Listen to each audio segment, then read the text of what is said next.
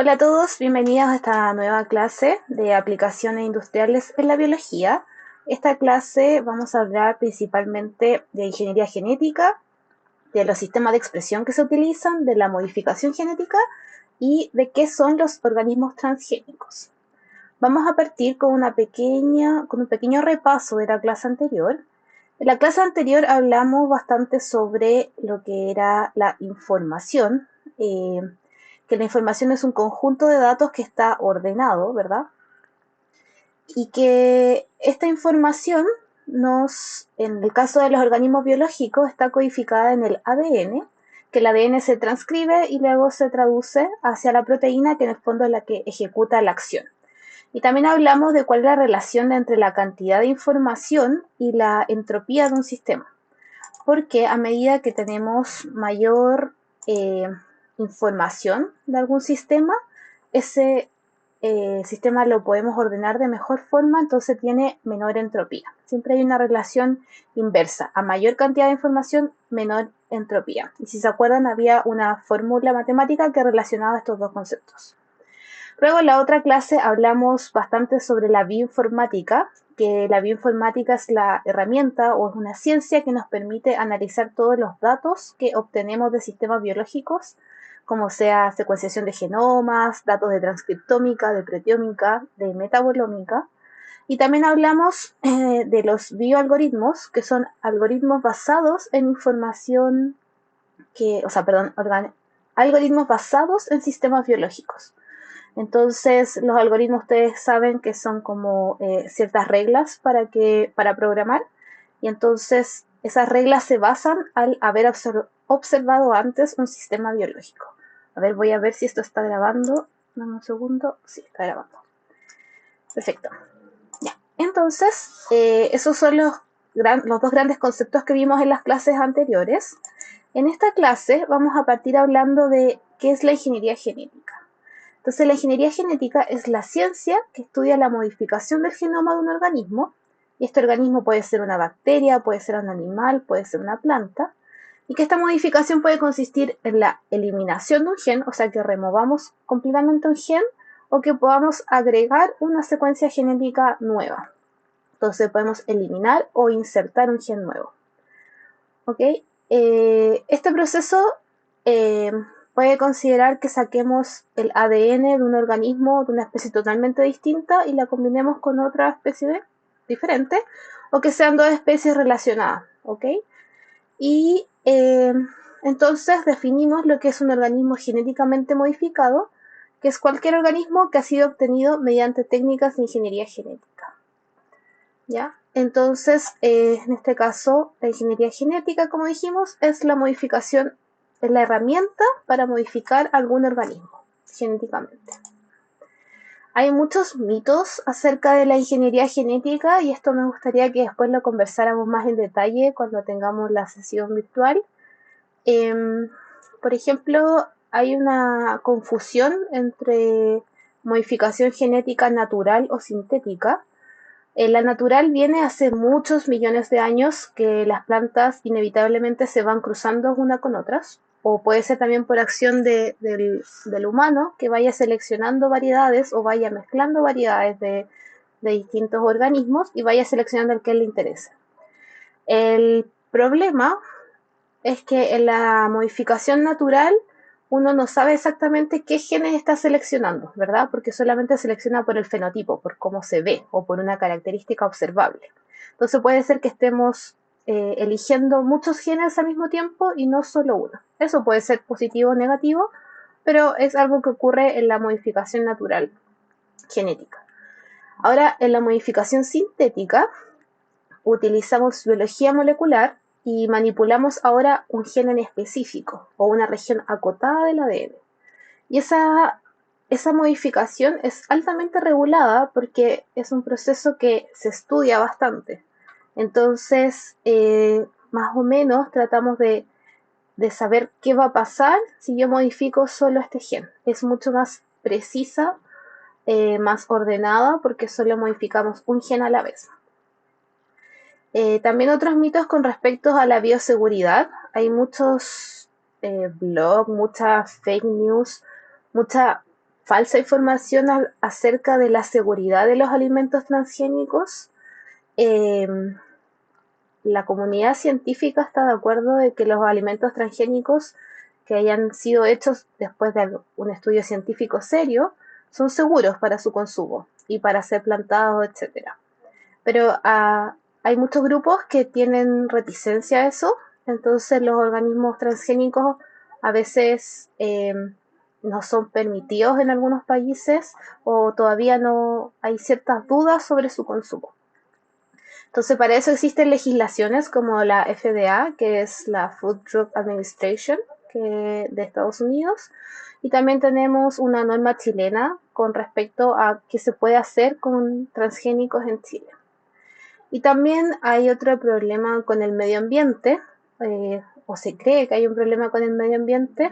Hablamos mucho cuando hablamos de transgénicos y sobre todo de alimentos transgénicos o de cultivos. Se habla mucho de Monsanto y de glifosato o Roundup, que el glifosato es un herbicida que sirve para matar a todas las malezas que crecen alrededor de un cultivo. ¿Y cómo hace para no afectar al cultivo? Es que el cultivo fue genéticamente modificado para que este herbicida no lo mate. Entonces es un súper buen sistema de control para poder sacar todas las malezas que crecen alrededor de los cultivos y que obviamente nos molestan en nuestro cultivo, y sin tener que usar, por ejemplo, personas que estén ahí sacando las malezas una por una. Entonces hay mucha controversia con respecto a esto. A mi parecer, el problema de Monsanto es más bien un problema económico, del modelo económico que utiliza Monsanto para vender sus semillas, más allá de un problema científico o un problema de toxicidad del glifosato. El glifosato es igual o menos tóxico que cualquier otro herbicida que se usa. O sea, no tiene que ver con que la planta sea genéticamente modificada o no. Entonces hay muchos conceptos ambiguos al respecto. Y también hay otro concepto, CSIRO es un centro de investigación y desarrollo científico de Australia que desarrolló una planta de algodón que es resistente al ataque de larvas de polillas, que es el principal insecto que se come al algodón, a esta planta. Entonces, con eso, al hacer una planta resistente, pudieron disminuir en un 80% la cantidad de herbicida que tienen que usar. Entonces, todo esto de la modificación genética, si es bueno o malo, depende de qué arista lo estemos mirando y no es malo o bueno per se, ¿ok? Y la ingeniería genética es una herramienta que nos permite desarrollar estas tecnologías. Y también otro transgénico natural, volviendo un poco a este primer punto, es el camote. El camote se dieron cuenta que surgió porque hay una bacteria que se llama el Agrobacterium tumefaciens. Esta bacteria es capaz de transmitir información genética a las plantas. Entonces se dieron cuenta que este camote es como lo conocemos ahora porque a través de esta bacteria se le introdujeron genes. Y esto pasó naturalmente en la naturaleza, ¿ok? No hubo una intervención humana, digamos. Entonces, por eso sabemos que esto de ingeniería genética no necesariamente es bueno o malo, sino depende de cómo se use, cómo se regule, etc. ¿Ok? Esto lo podemos seguir hablando después de manera virtual.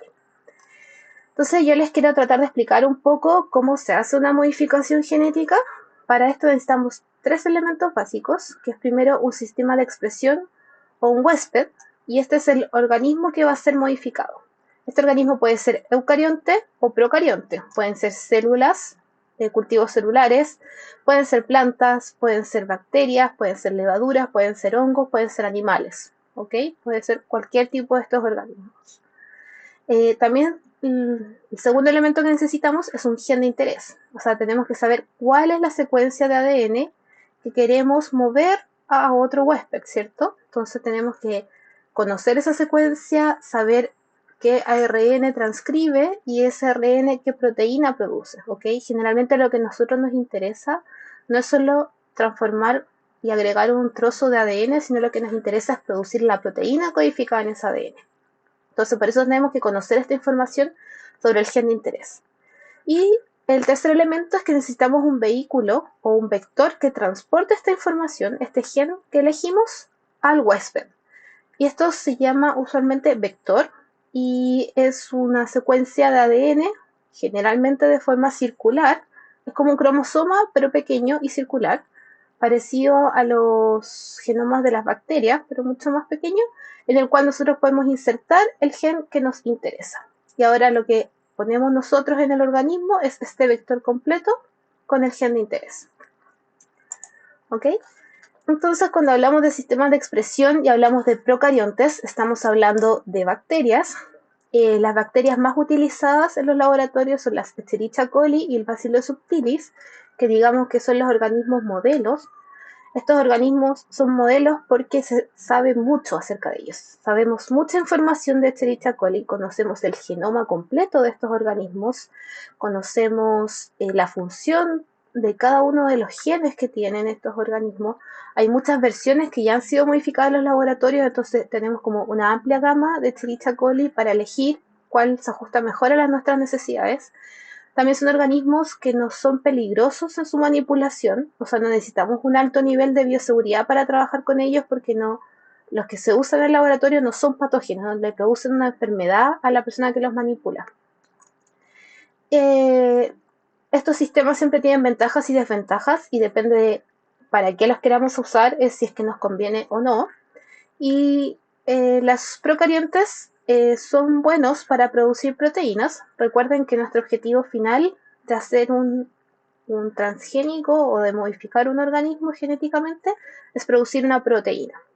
Y los organismos procariontes producen proteínas, pero son distintas a las que producen los eucariontes. Entonces, a veces son menos complejas, tienen menos modificaciones después de que se traducen, no tienen los azúcares a veces que necesitan complementar las proteínas. Entonces, ahí hay ventajas y desventajas. Y otra ventaja es que estos cultivos crecen muy rápido. Las bacterias, las coli, se duplican cada 20 minutos y las bacterias, la Bacillus subtilis, se duplican cada 30 minutos. O sea que nosotros en un par de horas obtenemos millones de células, ¿ok? Porque partimos de, nunca se parte de una bacteria, entonces uno toma un poquito de una muestra de una bacteria que está congelada y eso ya tiene millones de bacterias. En 20 minutos tenemos 2 millones, en 40 minutos tenemos 4 millones, 8 millones, etcétera. Ya ustedes vayan haciendo los cálculos. Entonces crecen muy rápido. Por lo tanto, todo su mecanismo para producir proteínas es más rápido. Existe otro sistema de expresión que son los eucariontes, que son las células más complejas, como células de mamíferos, células de plantas. Tienen ventajas a los hongos también. Los hongos son eucariontes, las levaduras son eucariontes también. Las ventajas es que pueden producir proteínas más complejas, proteínas, por ejemplo, más parecidas a las humanas, si utilizamos cultivos de células humanas. El problema es que estos cultivos son mucho más caros, mantener células eucariontes, crecen más lentos, las hongos y las levaduras se duplican entre 1 a 3 horas, las células animales entre 24 a 48 horas, entonces es mucho más lento que una bacteria.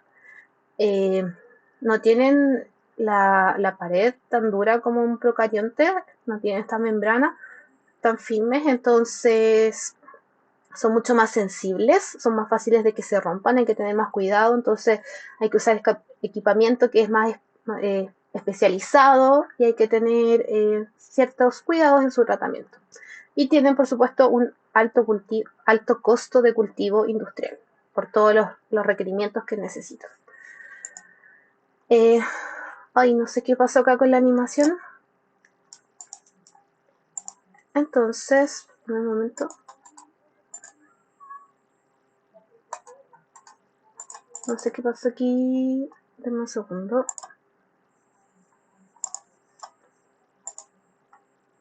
Ya. Entonces, nosotros tenemos un gen de interés, ¿verdad? Que lo elegimos desde algún cromosoma de un organismo que nos interesa y seleccionamos un gen de interés. No sé si puedo poner el puntero y avanzar al mismo tiempo. Ahí sí, ya. Entonces tenemos el gen de interés.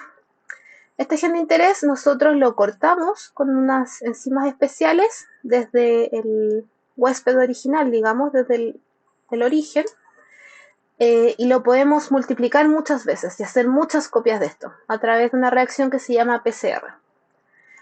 Después de que tenemos muchas copias de este gen, lo que hacemos ahora es ponerlo en un vector de expresión que es estos plasmidios que yo les explicaba antes, que es una secuencia de ADN circular. Y luego este vector lo transformamos y lo introducimos adentro de nuestro huésped, que en este caso es una bacteria. Esta bacteria tiene su propio ADN y además tiene el vector con el gen de interés. ¿Ok? Entonces ahora esta ya es una bacteria genéticamente modificada, porque además de su ADN tiene el ADN extraño, ¿cierto? Que viene desde otro origen. Entonces, ese ADN va a codificar para una proteína en especial que va a tener una función especial. Y entonces ahora esta bacteria va a tener una función que antes no tenía. Entonces, si ustedes ven acá, estas medusas que se llaman Aquaria Victoria, cuando son estimuladas con luz azul, tienen proteínas que creo que no se ve muy bien acá, pero pueden buscarlo ustedes en Google. Estas proteínas son fluorescentes, entonces con la luz azul que las estimula empiezan a producir estos puntitos verdes fluorescentes, creo que ahí se ve mejor. Y esto es por una proteína que tiene esa propiedad. Esta proteína se llama proteína fluorescente verde o GFP, que es muy utilizada en el laboratorio. Entonces lo que podemos hacer nosotros, o lo que se hizo, fue ir a buscar cuál era el gen de esa proteína. Ese gen se cortó, el tamaño, o sea, el fragmento preciso de ese gen se cortó, se introdujo en un vector y ese vector se introdujo en distintos huéspedes. Entonces, estos huéspedes ahora van a producir la proteína fluorescente verde y vamos a obtener cosas como esta. Acá tenemos bacterias transformadas con GFP, tenemos un gusano, C. elegans, que está transformado con GFP. Tenemos, supongo que esto es una mosca, no sé si una mosca o una abeja. También tenemos conejos o ratones que expresan GFP en su piel. Entonces así es como nosotros podemos modificar estos organismos y tienen esta propiedad especial, ¿verdad? Que ahora es fluorescente, o sea, la proteína se ve. Nosotros sabemos si la transformación funcionó, ¿cierto? Sabemos si el organismo está genéticamente modificado porque es fácil de verlo. Y eso nos permite, se usa mucho en los laboratorios para saber si una transformación funciona o no. Entonces yo pongo un gen de interés de algo que no puedo ver. Por ejemplo, pensemos de un gen que produce la insulina. Entonces yo no puedo ver a simple vista si se está produciendo o no. Pero puedo poner el gen de la insulina y al ladito el gen de la GFP. Y entonces si se produce la GFP, o sea, si el cultivo está verde, al estimularlo con luz azul, probablemente es que la insulina también se esté produciendo, ¿cierto? Entonces, esto es lo que se llama un gen reportero, porque acusa o reporta si es que otro gen se está produciendo o no. Y así como existe el GFP, existe una amplia variedad de moléculas fluorescentes que son las que nosotros utilizamos en el laboratorio para hacer investigación. Entonces, ¿cuáles son los pasos que necesitamos para expresar una proteína en un organismo genéticamente modificado? Primero, identificar y aislar el gen de interés, ¿ok? Después, seleccionar el huésped en que lo vamos a expresar. Ya dijimos que podía ser procarionte o eucarionte, puede ser bacteria, una célula vegetal, animal, etc. Y esto, la elección va a depender de para qué queremos el producto. Generalmente si es una proteína compleja, si es una proteína que es un fármaco que le vamos a dar a un humano y se parece a una molécula humana, vamos a tratar de usar células animales que son más parecidas a las de humanos. O podemos usar propiamente tal células o líneas celulares derivadas de humanos, ¿okay? Que es lo más parecido, digamos. Entonces, después de que seleccionamos el huésped, necesitamos insertar este gen en un vector apropiado, en algún vehículo que nos permita insertar ahora ese gen en nuestro huésped. Luego viene la etapa de la transformación, que es ahora poder introducir este vector adentro del huésped, que es una etapa especial. Luego necesitamos hacer que la proteína se exprese, porque a veces no basta que esté el gen adentro del huésped, sino necesitamos que se transcriba y se traduzca la proteína. Y finalmente, una vez que la proteína se produce, necesitamos como aislarla o sacarla de ese cultivo. Entonces necesitamos recuperar la proteína, necesitamos purificarla y necesitamos caracterizarla, o sea, saber qué es lo que nosotros queremos que sea.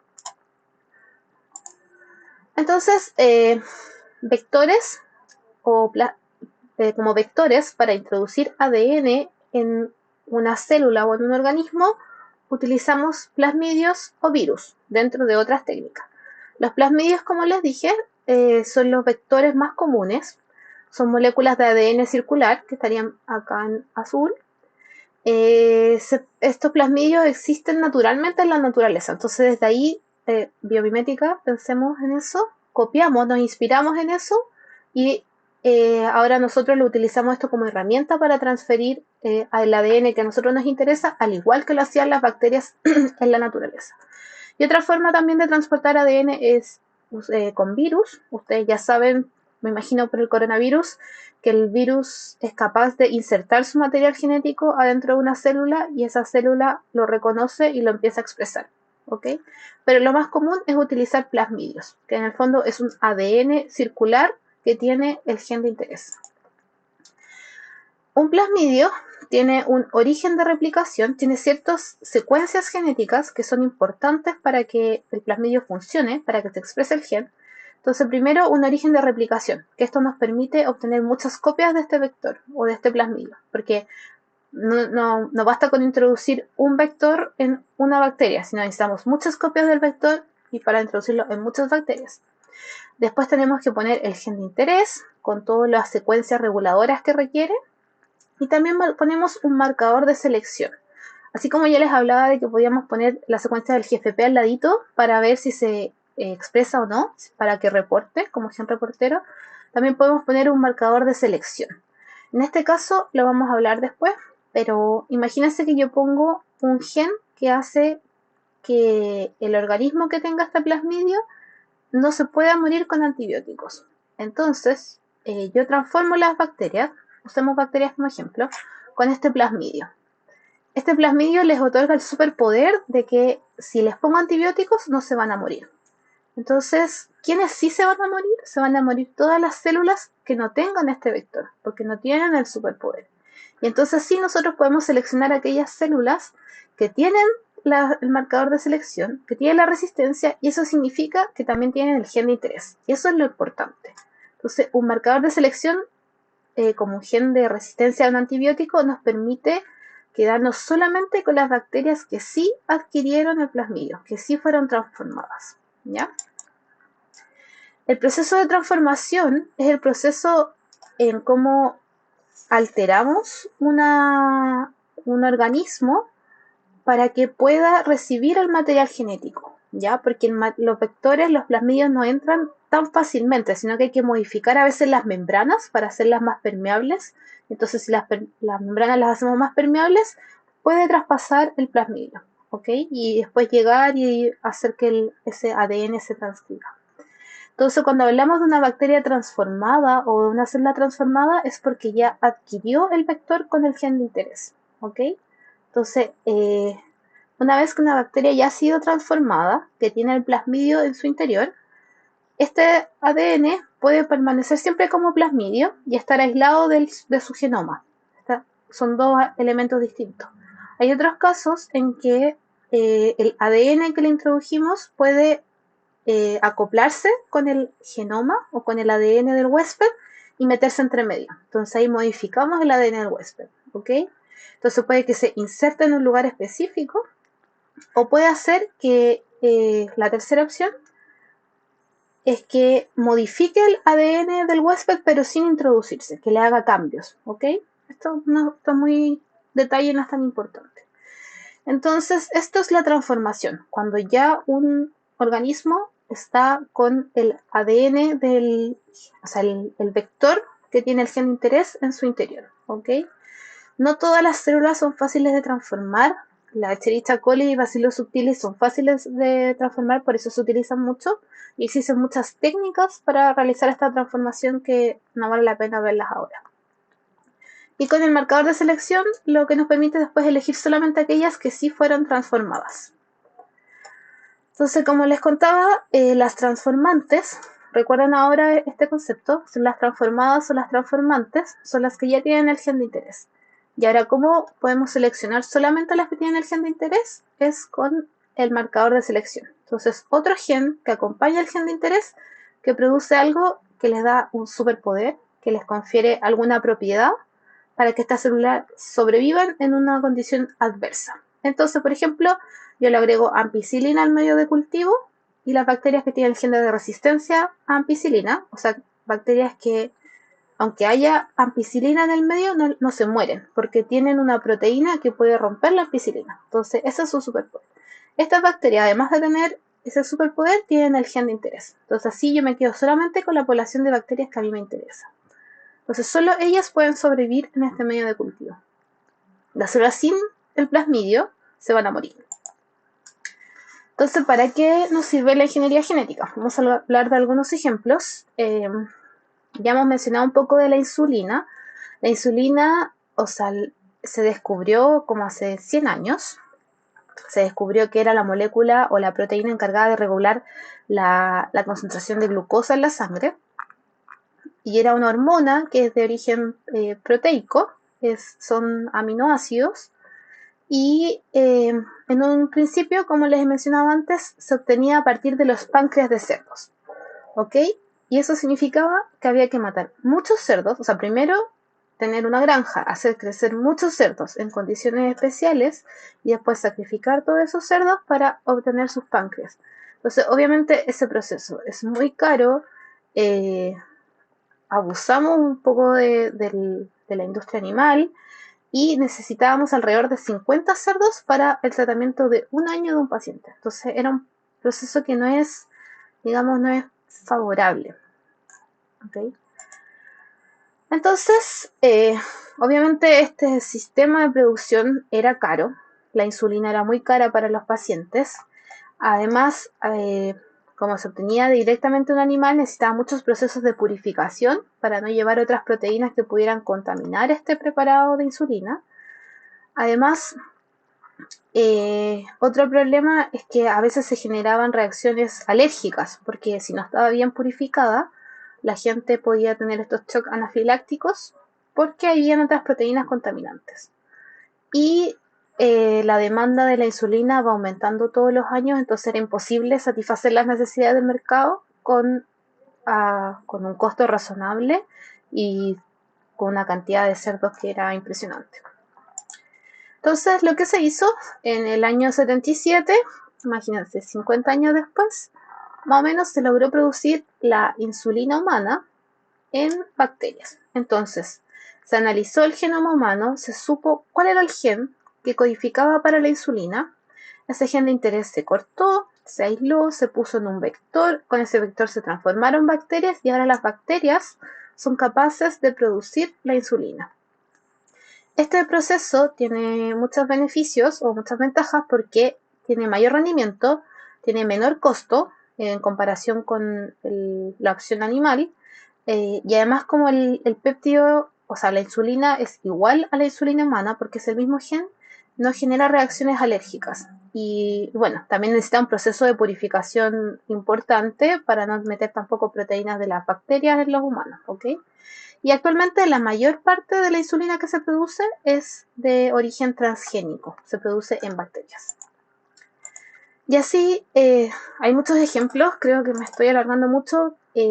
No solo los transgénicos nos sirven para hacer como plantas, sino que nos sirven para hacer otras enzimas que además de ser biofármacos, nos sirven en procesos industriales. Por ejemplo, proteasas, lipasas o amilasas son muchas enzimas que se utilizan en los detergentes que ustedes tienen en su casa. Por eso es mejor lavar a temperatura un poco más alta, como lavar a 20 grados, 25 grados o 30 grados es mejor que lavar con el agua fría, porque esa es la temperatura óptima de estas enzimas. Y estos ayudan a romper las manchas de grasa, las lipasas, amilasas ayudan a romper los azúcares, el almidón, etc. Y también en las industrias de producción de alimentos se usan otras enzimas. En el queso se usa renina y quimosina, que están en el cuajo de la leche. En las harinas también se usan amilasas para romper el almidón. Y en los jugos se usan muchas pectinasas, que es para romper la cáscara de las frutas. Demos un segundo que se me está acabando la batería.